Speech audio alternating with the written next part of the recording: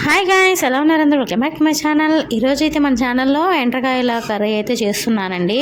ఈ ఎండ్రకాయల కర్రీ అనేది మా హస్బెండ్కి చాలా ఇష్టం. ఆ ఇష్టం ఎలా వచ్చిందంటే, మ్యారేజ్ అవ్వకముందు మా హస్బెండ్కి అసలు ఎండ్రకాయల కర్రీ కానీ రొయ్యలు చేపలు అనేవి ఎక్కువ తినిందే లేదంట.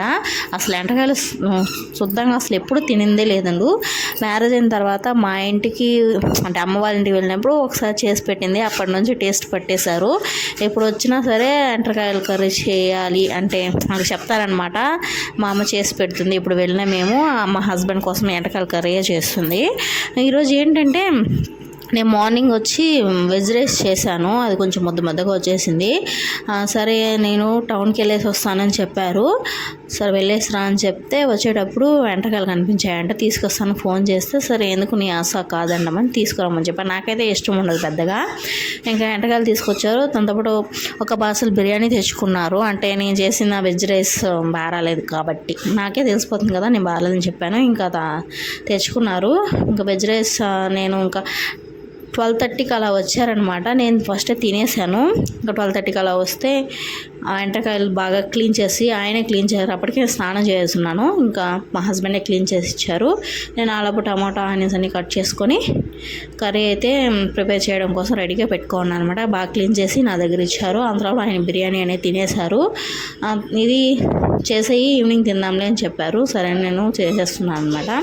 ఏం లేదండి, టమాటా ఎరగడ్డ కట్ చేసుకున్న తర్వాత ఆయిల్ పోసుకుని ఆవాలు వేసుకొని ఆవాలు చిటపట్లాడిన తర్వాత కొంచెం జీలకర్ర కూడా వేసుకోవాలండి. మళ్ళీ ఆనియన్స్ వేసుకొని ఆనియన్స్ బాగా ఫ్రై అయిన తర్వాత టమాటా వేసుకోవాలి. టమాటాలో ఉప్పు పసుపు వేసేస్తామంటే బాగా మగ్గిపోతాయి అనమాట. కొంచెంసేపు మగ్గించిన తర్వాత కారం కూడా వేసుకోవాలి. కారం వేసుకొని బాగా ఫ్రై చేసుకున్న తర్వాత ఎండ్రకాయలు వేసుకోవాలి. ఎండ్రకాయలను కొంచెం సేపు బాగా తిప్పాలన్నమాట. దానికి గిట్లు పెద్దగా ఉన్నాయి కాబట్టి నేను తిప్పలేకపోయాను.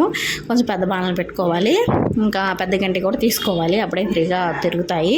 తర్వాత కొంచెంసేపు వేగనిచ్చి వాటర్ పోసుకొని మూత పెట్టి ఉడికించుకుంటే బాగా ఉడికిపోతాయండి. ఇవి గిట్టలు అనేవి నవల్ అంటే అంతగా నాకు పెద్దగా ఇంట్రెస్ట్ ఉండదు. మా ఆయన అయితే బాగా నవిలి బాగా తింటారు.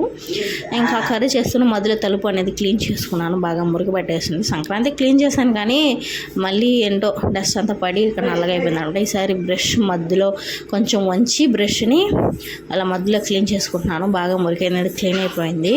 ఇలా మనం బయట నుంచి ఇలాంటివి ఏదైనా క్లీన్ చేసుకొని ప్రోడక్ట్స్ కొనుక్కొని మనం వాడి పడేసిన బ్రష్లతో ఇలాగైతే చేసుకోవచ్చు. యూస్ఫుల్గా ఉంటాయి. ఇంకా అది అయ్యేలోపలే ఎండ్రకాయల కర్రీ అయితే రెడీ అయిపోయిందండి.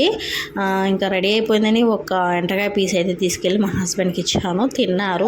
భలే ఉంది అన్నారు. కానీ అప్పుడు రైస్ వండలేదు. వండుంటే అప్పుడు వేసుకొని తినేసి ఉండేవారు. అంటే 1:30 అలా అయిపోయిందనమాట నేను స్టార్ట్ చేసి అది అయిపోయేటప్పటికి.